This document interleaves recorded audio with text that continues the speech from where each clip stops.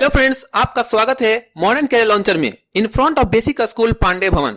हमारा वीडियो देखने से पहले सब्सक्राइब बटन पर कृपया जरूर क्लिक करें और लाइक और दोस्तों, भीड़ हमेशा उस रास्ते पे चलती है जो रास्ता आसान लगता है, लेकिन इसका मतलब यह नहीं कि भीड़ हमेशा सही रास्ता पर चलती है। अपने रास्ते खुद चुनिए, क्योंकि आपको आपसे बेहतर कोई नहीं जानता। तो दोस्तों, आपको फिर से स्वागत है। तो चलिए आपके लिए लेकर आए हैं आज का टॉपिक त्रिभुजों की संख्या ज्ञात करना। तो दोस्तों, त्रिभुजों की संख्या ज्ञात करना एक कंपटीशन लाइन में एक बहुत मायने रखता है। टाइम की बचत। जैसा ही आप कंपटीशन में आए हैं तो मायने रखता है कि आप जानते हैं, उसका मायने नहीं रखता है। किसी भी टॉपिक को जानते हुए कितने जल्दी से उसको सोल्व कर देते हैं, मायने वो रखता है। तो चलिए दोस्तों, इसी के साथ हम आज स्टार्ट करते हैं त्रिभुजों की संख्या ज्ञात करना। तो चलिए, आप लोग जानते होंगे कि त्रिभुज जो है इस प्रकार होता है। ठीक है, त्रिभुज इस प्रकार होता है। ये सब जान रहा है कि इसमें एक त्रिभुज है, सिंपल सी।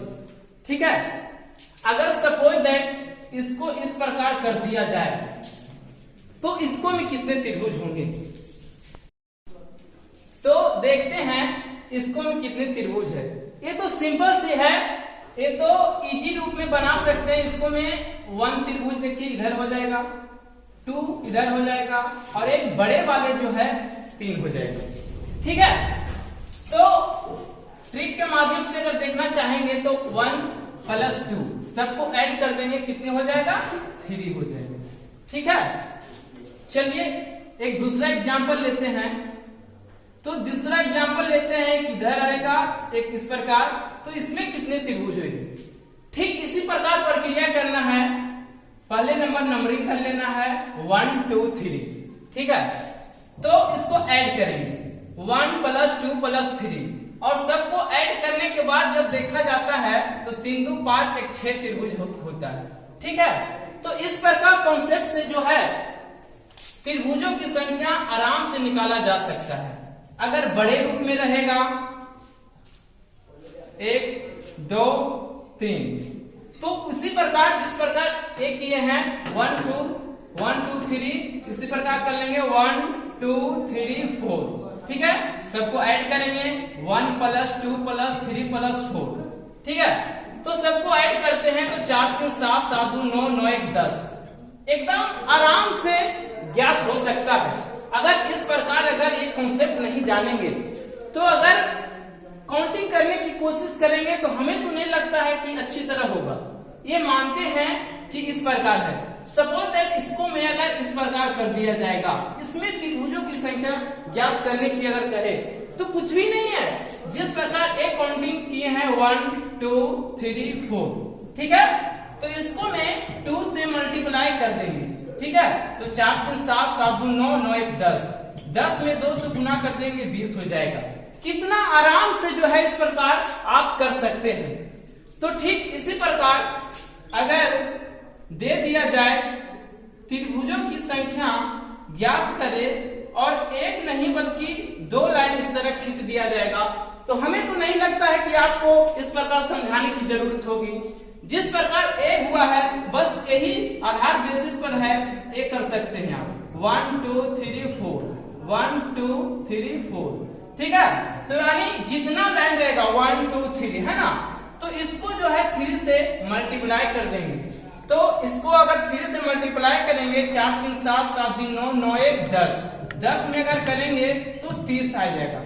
अब सोच सकते हैं दोस्तों, सोच सकते हैं कि अगर 30 त्रिभुज हमको ज्ञात करेंगे तो कम से कम तो 1 मिनट से ज्यादा टाइम लेगा। तो आपको कंपटीशन में टाइम को जो है बहुत मायने रखता है।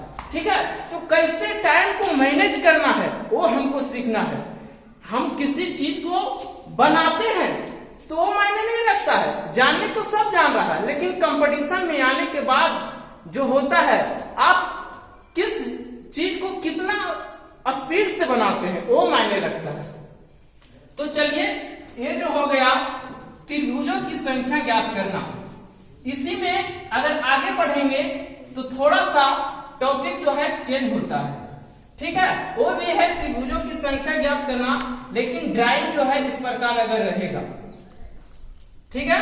इसको इस प्रकार कर दिए और ये जो है डबल लेवल में, और यहां से अगर इस प्रकार रहेगा तो इसको कैसे ज्ञात करेंगे, ठीक है। तो चलिए सीखते हैं कि इसको किस प्रकार ज्ञात किया जाता है।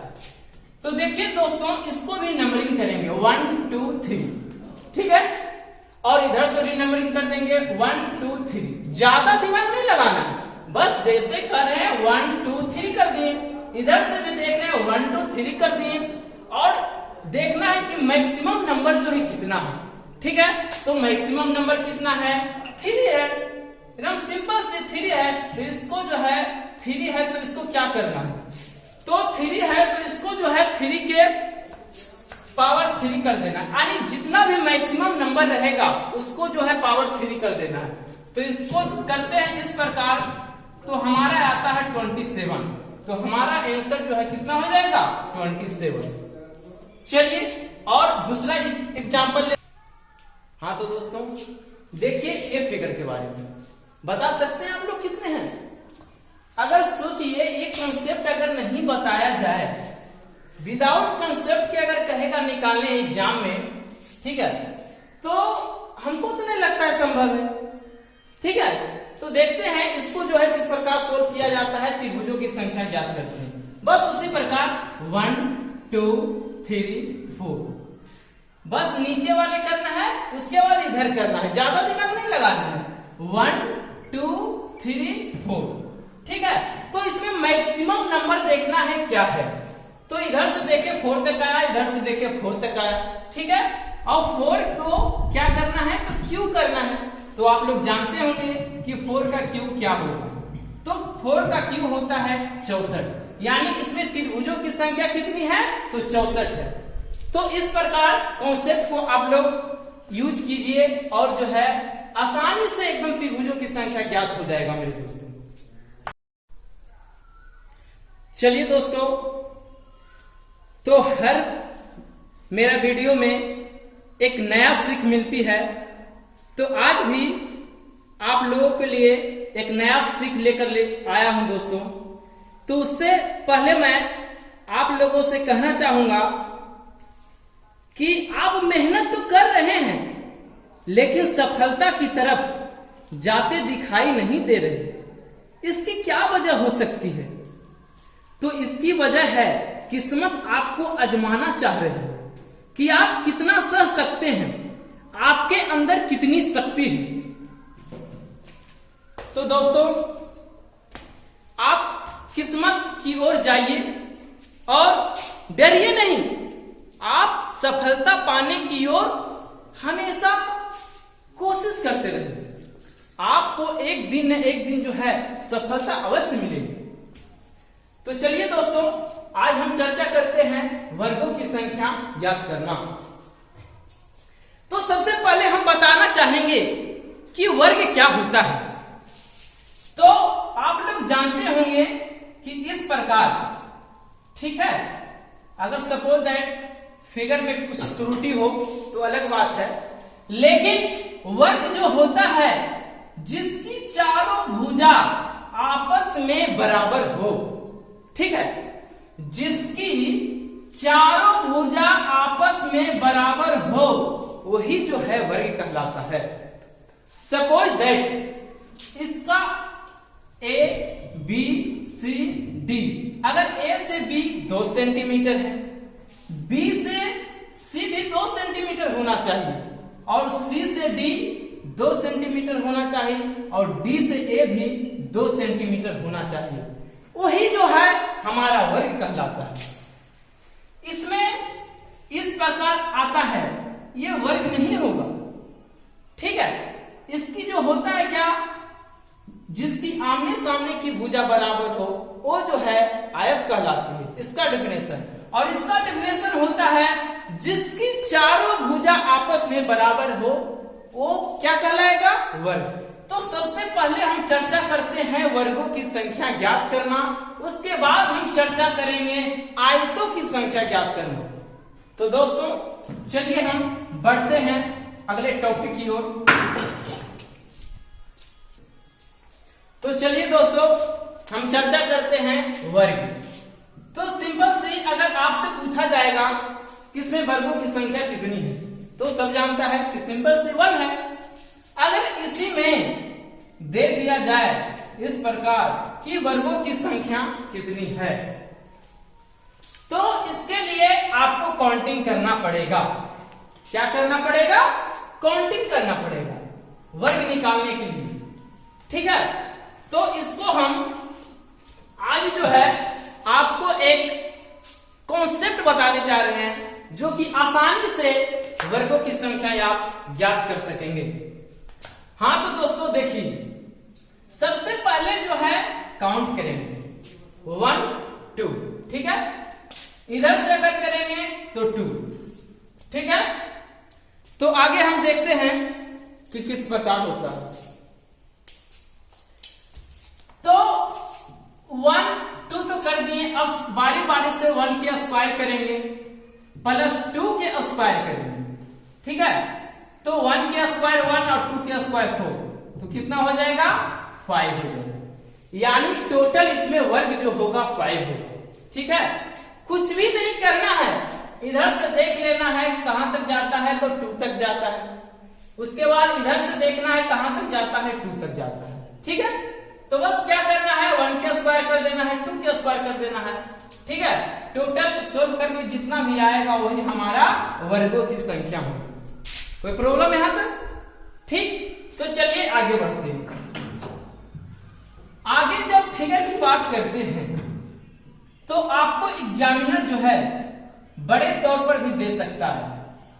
तो कैसे रहेगा देखते हैं आगे। इस प्रकार हो सकता है। ठीक है, बस सिंपल से वही कॉन्सेप्ट अपनाना है। काउंटिंग करते हैं 1 2 3।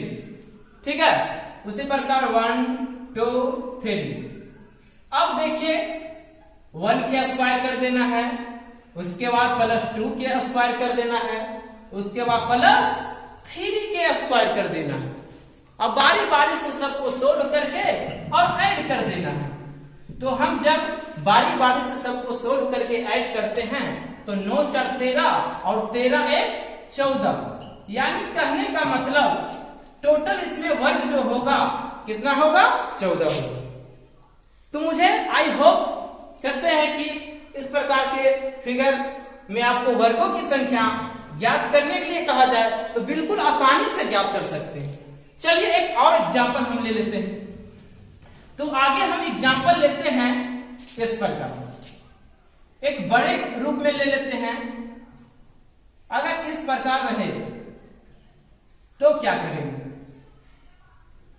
ठीक है, यानी हम यहां फिगर भी गौर करेंगे थोड़ा सा। ये जो है वर्ग में वर्गों की संख्या कर रहा है। ठीक है, यानी कितना है? 1 2 3 4। इधर से काउंटिंग करेंगे 1 2 3 4। ठीक है, यानी 4 गुने 4। अगर 3 रहेगा तो 3 गुने 3।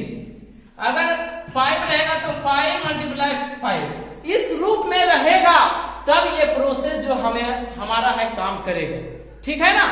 चलिए तो इसमें देखते हैं, यानी वर्ग में वर्गों की संख्या ज्ञात करने के लिए कुछ भी नहीं करना है। सबसे पहले फिर से बता देते हैं, सबसे पहले 1 2 3 4 जहां तक भी है काउंट कर लेंगे। ठीक है, उसके बाद जो है काउंट करने के बाद सब पर जो है पावर 2 चढ़ा देंगे। ठीक है, अब सोचिए 1 के स्क्वायर 1 होगा, 2 के स्क्वायर 4 होगा, 3 के स्क्वायर 9 होगा और 4 के स्क्वायर जो होगा कितना होगा? 16 होगा। अब सबको बारी बारी से ऐड कर लेते हैं। तो जब बारी बारी से ऐड करेंगे तो टोटल हमारा हो जाएगा 30। ठीक है ना? यानी 16 और 9 कितना? 25, 25 4 29, 29 31। यानी इसमें वर्गों की संख्या कितना हो जाएगा? 30 हो जाएगा, यानी 30 हो जाएगा। तो मुझे विश्वास है कि इस प्रकार अगर रहेगा तो आप एग्जाम में आसानी तरीके से ज्ञात कर सकते हैं। लेकिन आपको एक कॉन्सेप्ट तो बता दूं लेकिन थोड़ा सा डिफरेंट भी आ सकता है। कैसे आ सकता है जो चलिए दिखाते हैं। ये जो रहा वर्गों में वर्गों की संख्या ज्ञात करना, ठीक है।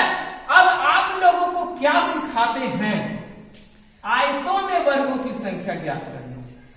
क्या सिखाते हैं, आयतों में वर्गों की संख्या ज्ञात करना। दोस्तों आप देख रहे हैं ये आयत है, लेकिन हमको ज्ञात क्या करना है, वर्ग ज्ञात करना है, ठीक है।